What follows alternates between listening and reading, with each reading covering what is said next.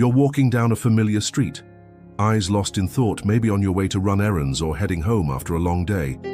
And then, out of the corner of your eye, you see someone, disheveled, aged, weathered by time, but something about them stops you. There's a flicker of recognition, a tug deep in your memory. You look again. And in that face, behind the years and the street-worn fatigue, you see it, your old teacher. The one who once lit a spark in you, the one who believed in you when maybe no one else did. That's the kind of moment that doesn't just break your heart, it rearranges it. Because in that split second, something collapses inside you. The distance between who they were and who they are now feels unbearable. And the realization strikes you hard. Life does not promise fairness, not even for the ones who gave everything, especially not them. This chapter isn't about pity, it's about recognition. Emotional, existential recognition. Because if you've lived long enough, you've already had moments like this. Not necessarily on a street corner, but in a phone call you forgot to return. A Facebook post from someone you used to admire. A funeral notice that comes too soon. And suddenly all those memories, classroom moments, hard talks, laughter, life lessons, come flooding back.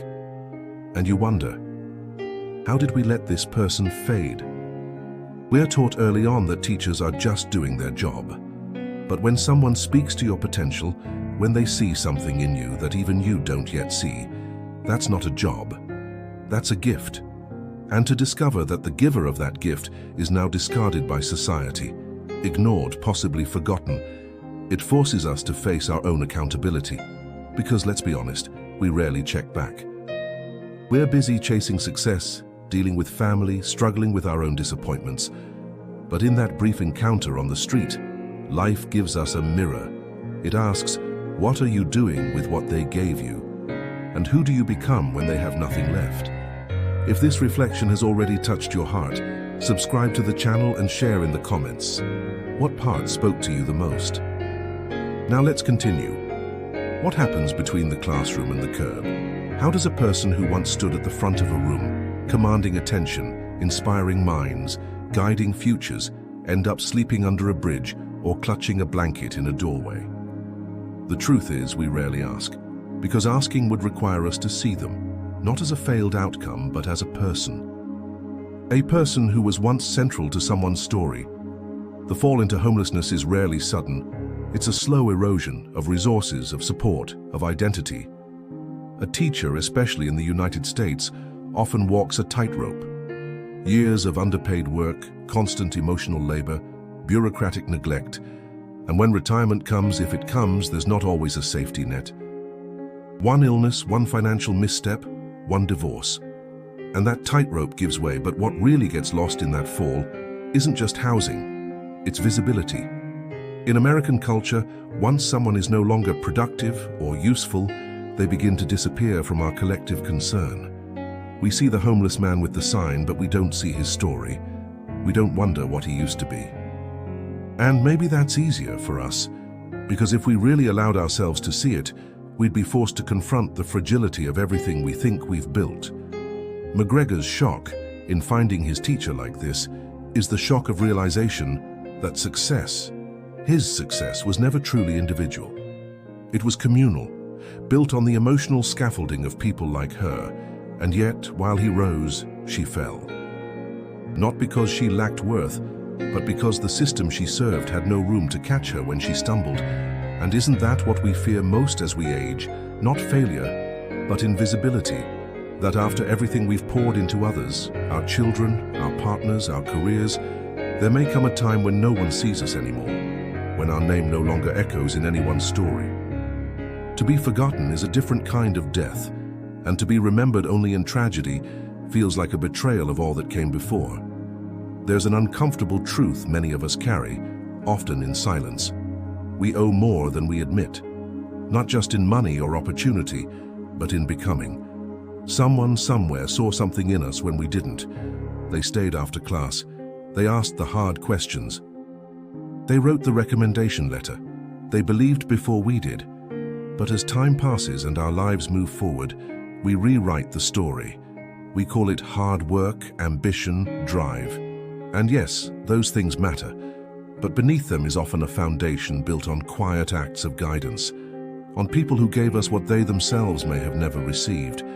Why do we downplay that debt? Why do we minimize the role of those who shaped us? Partly because we fear what it means.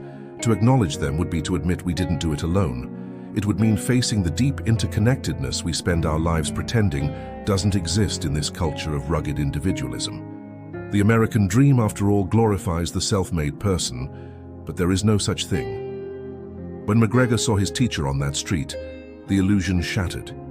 In that moment, he couldn't pretend anymore that his achievements were his alone.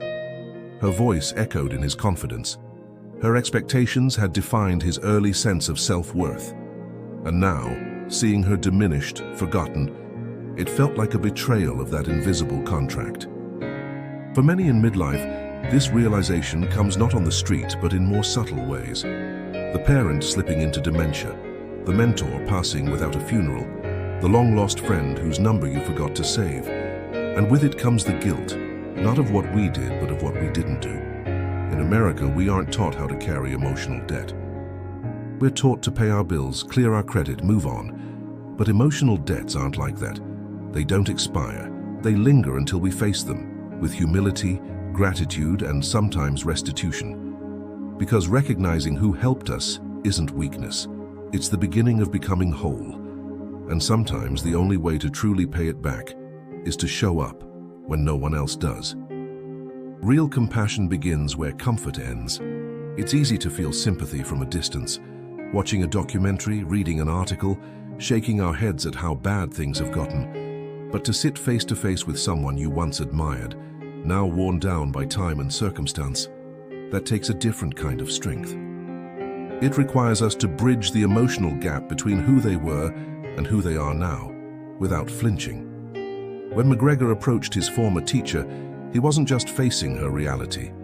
He was confronting his own discomfort, the part of him that had grown used to polished environments and curated relationships. The part that, like so many of us, had quietly categorized certain people as no longer relevant.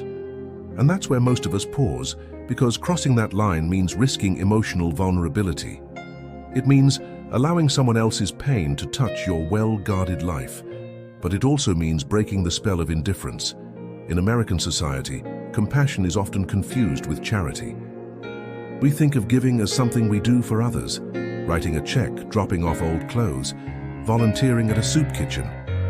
All valuable acts. But true compassion is not transactional. It's relational.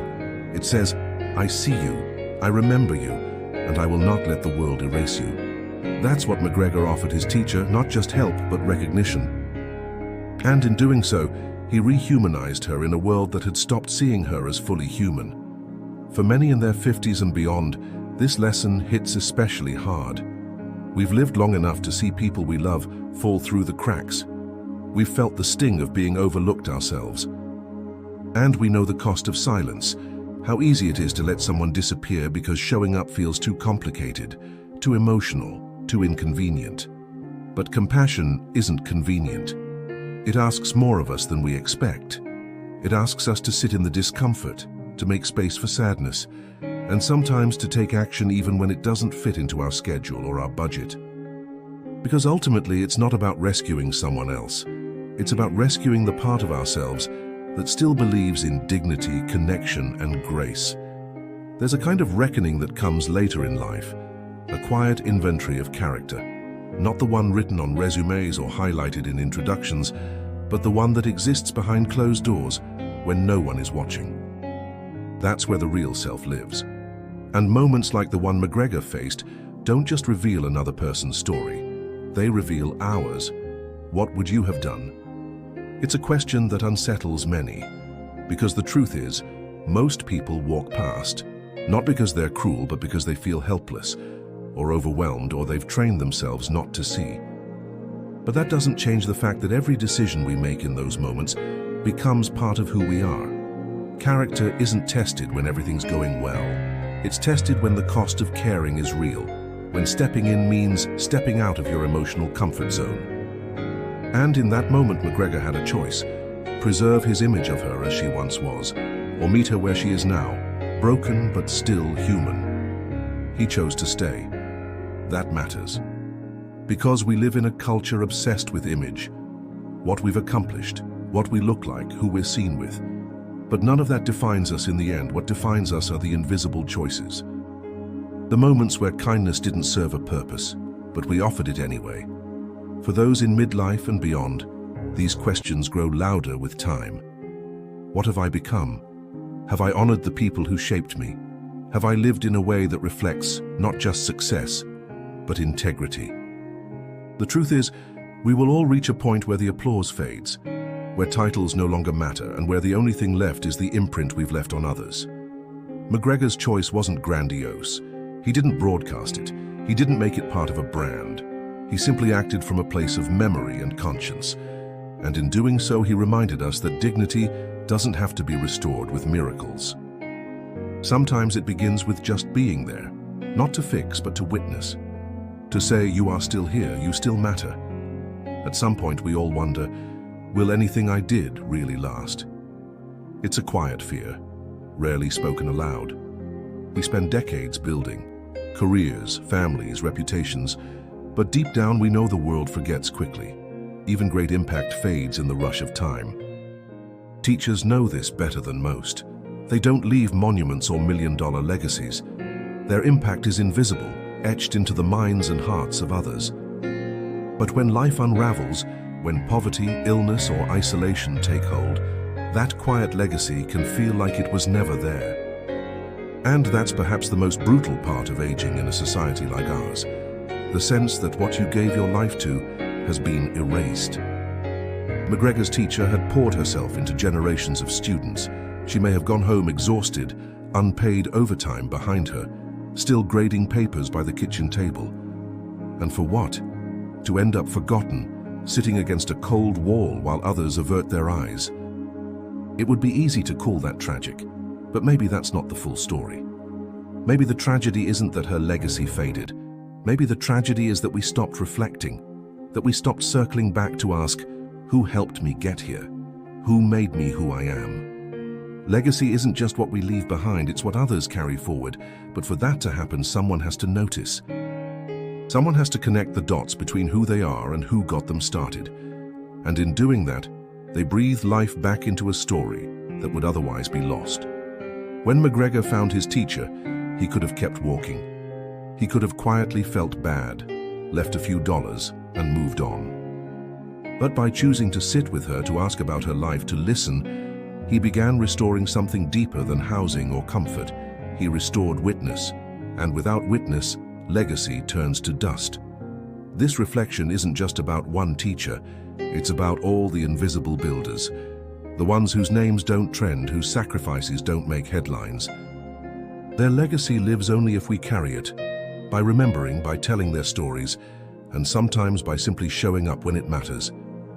We all carry an invisible ledger, a running emotional account of what we've received and what we've given. Most of us don't even realize it's there until something unexpected stirs it, a memory, a regret, a sudden encounter with the past.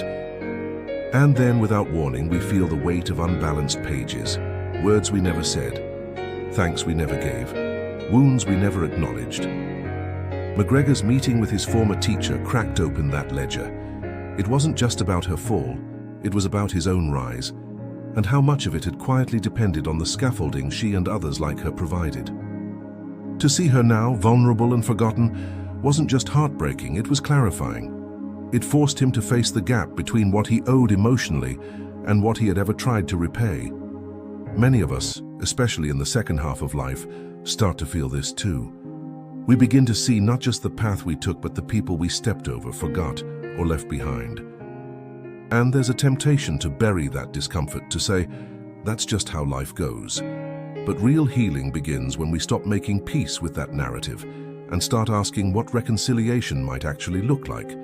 For Mcgregor, it meant something simple yet powerful: presence. Not just a visit, but a sustained involvement. Not just charity, but dignity. He began checking in, advocating for services, offering shelter, not as a savior, but as someone balancing his emotional books. And in that process, something else happened. The teacher, whose name the world had forgotten, began to reclaim her story. Her voice returned. Her laughter resurfaced. She wasn't the homeless woman anymore. She was once again Miss Reynolds, a woman who had shaped hundreds of lives. This is what healing can look like.